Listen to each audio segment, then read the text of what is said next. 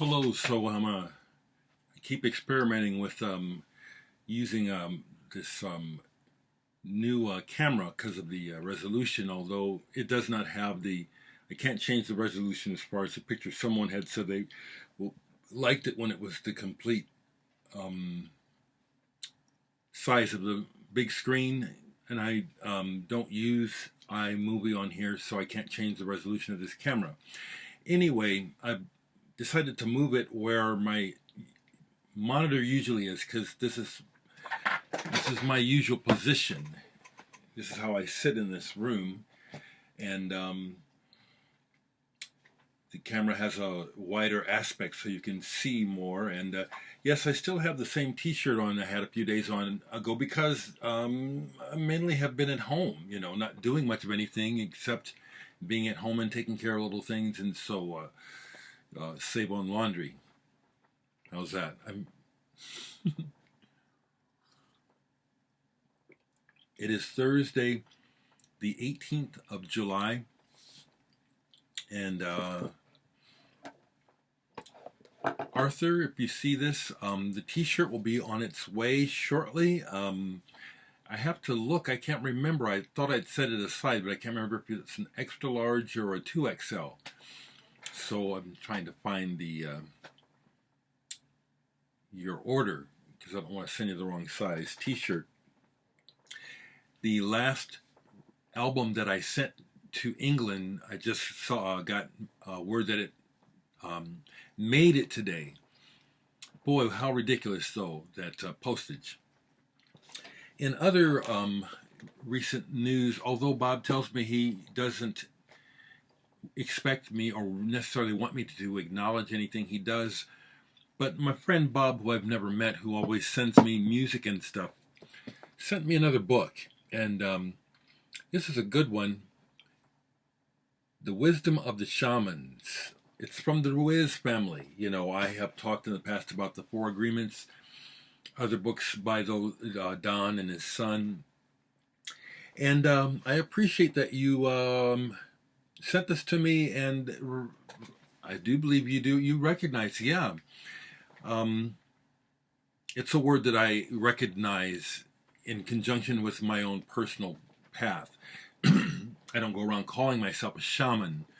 I understand that because it's part of what have always been trying to do, which is understand what's going on and try to wake up. I mean, that's part of my vocabulary.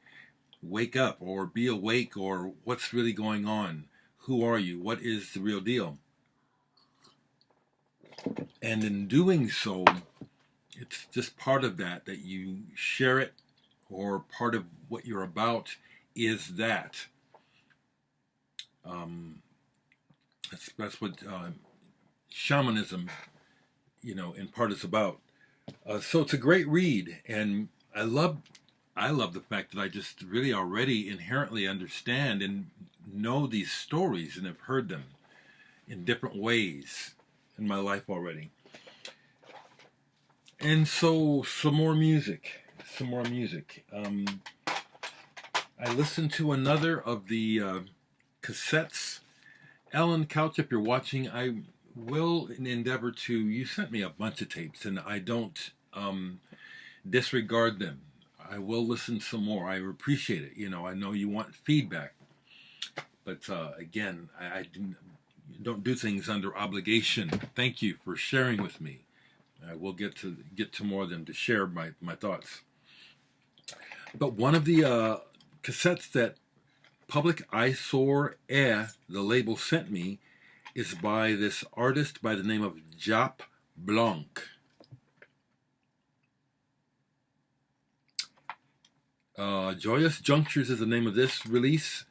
And this fella has quite a discography, quite a history.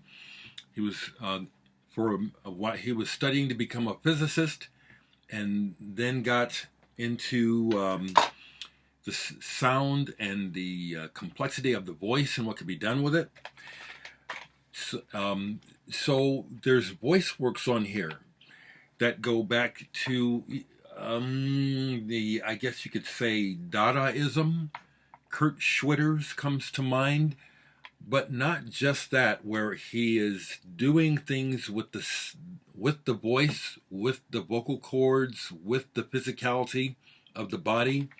There's also electronics on here. There's computer works on here.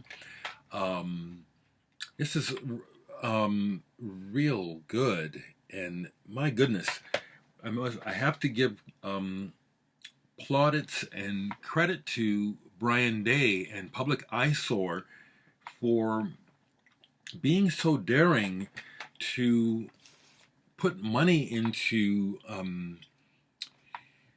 this expression, this music, and making sure that it gets disseminated, because this is not something you're ever going to hear on a regular radio program, and it's not pop music, but it's very engaging and entertaining, actually.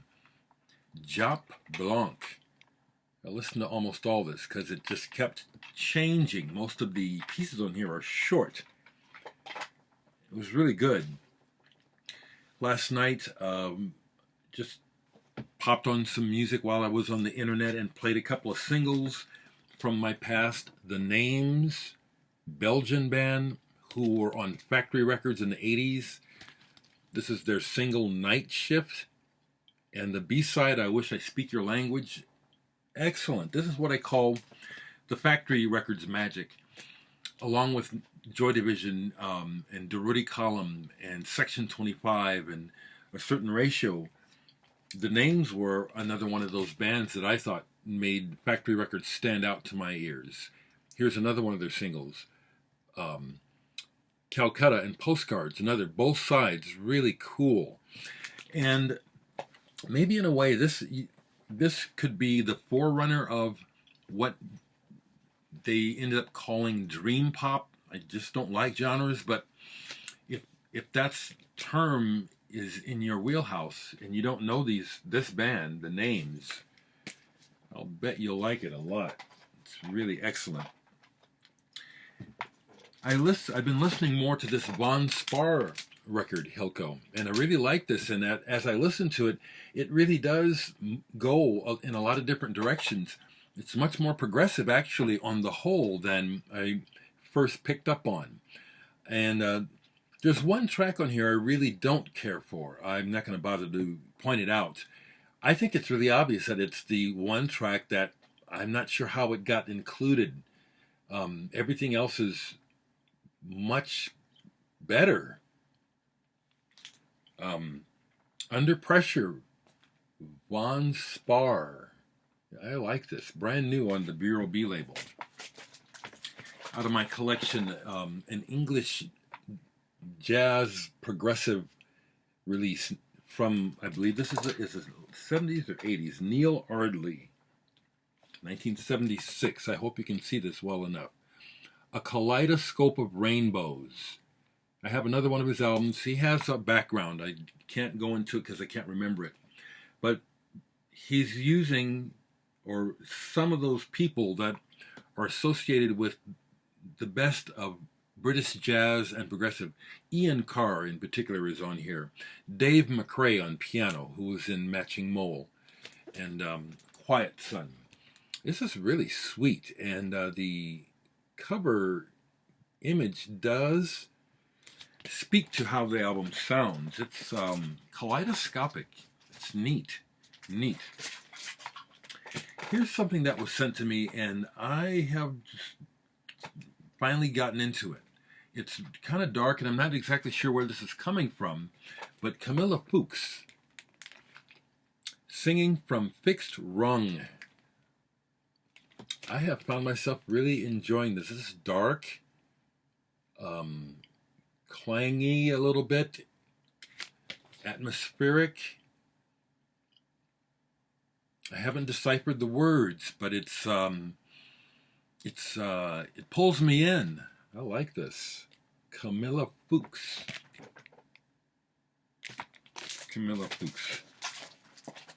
Something else that did I buy this? I can't remember. Or did someone send this to me? Musia by Pepe Lopez. I really like this. I played this last night a couple times. on repeat because I like the sound of this. It brings to mind Philip Glass. It's not the same as Philip Glass, but there's this cycling effect. It's also timbre-wise soft and inviting in general. Ambient in parts too. Poi Musia Concert de Pepe Lopez. This is a reissue. The original album that was released in Spain is one of those items that's, kind of costly.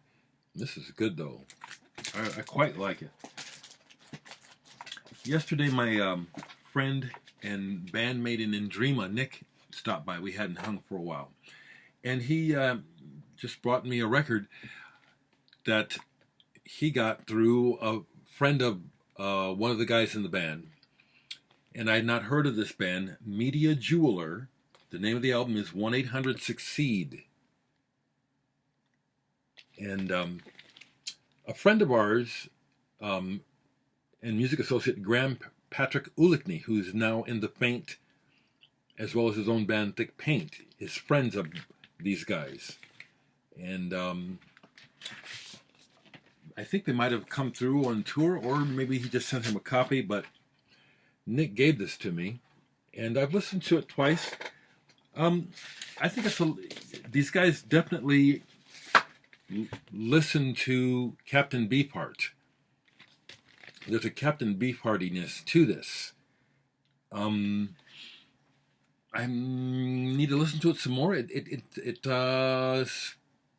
strikes me as one that could grow on me, or one that could it's like, well, this is all right, but never goes any further. But like I said, I just got it yesterday and listened to it, first. But I thought I'd share that about it.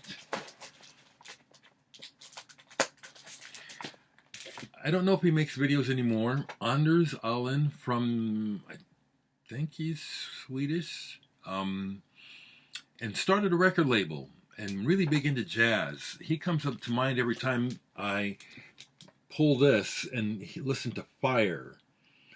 Mats Gustafsson, I believe, is friends with Anders.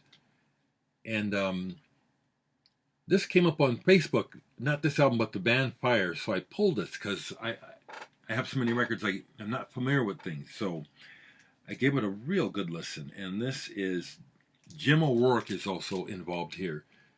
Jim O'Rourke, he was in Sonic Youth. What was he before that? I forget. He's done a lot of stuff, Jim O'Rourke. This is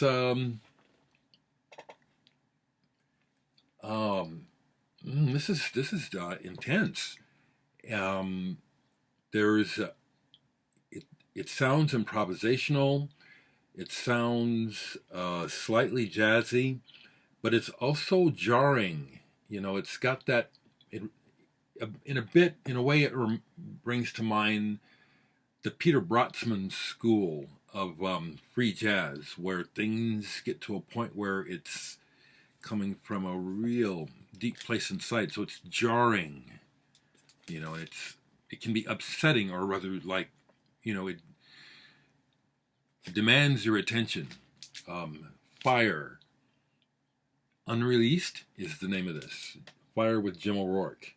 This is really good. Before I go, I try to keep these short because, again, I don't like to wait hours for it to go online, because I like to, view it myself and see how it comes off to me. And I enjoy the feedback. I don't always answer questions. I mean, some people just ask questions, and I'm just not going to ever answer all the questions. Am I being stubborn? No. This is Dereck. This is who I was before you got here. And that's kind of how I see it, which is, I'm not being fussy or pissy, as I have a friend who says when I get into a mood, you're getting pissy. Well, you can call it that if you want, but no, this is one of my idiosyncrasms. I'll choose what to say. So I'm thinking, before I go, what can I just grab something? Steve Kilby, Unearthed, from the band The Church. Now here's something that was given to me by my friend Randy, who put out the World is Burning CD on his label, Randy's Alternative Music. He is a huge Church fan. Now I like The Church, I'm not a huge fan. So I haven't listened to this since he gave it to me. So I'm going to set this out, give that a listen. Okay, let's go over here. And we have Junior Boys, Last Exit. Electronic band, I forget where they're from. I happened to see them many years ago opening for Rat-a-Tat.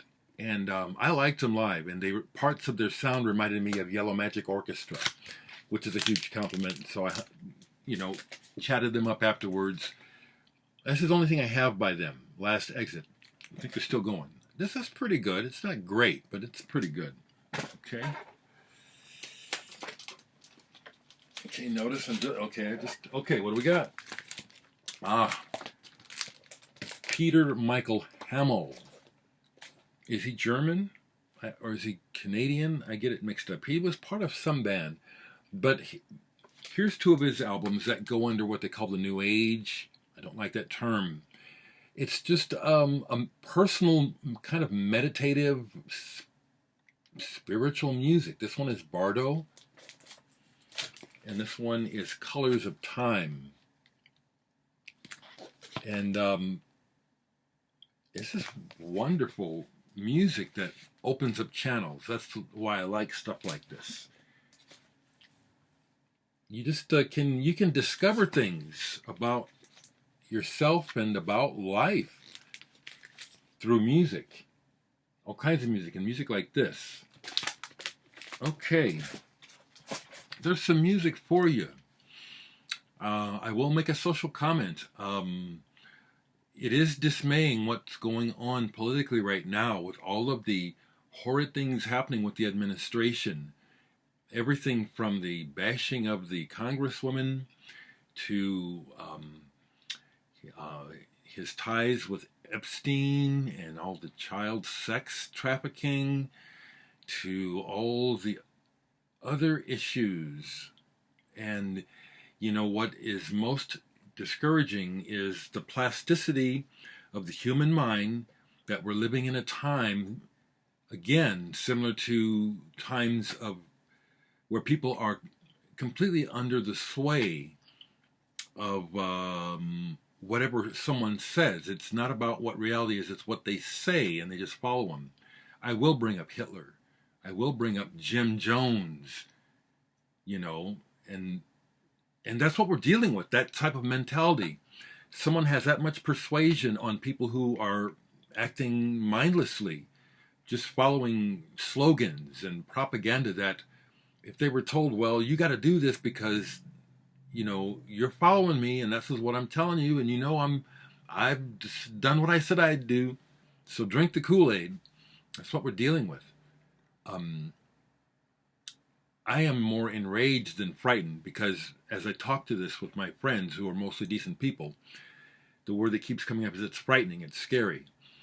Well, it is, but mostly it angers me that it is this easy to manipulate human beings, that we're in this position of this great perceived divide where people cannot even have the objectivity to stop and realize, hey, we're all human, We're having all these issues because of thoughts and ideas that we've baked up, and we could come up with some better ideas than the ones that we're following. Isn't it a shame that we seem to say that we just want to be happy, and yet we're so focused on creating suffering and misery?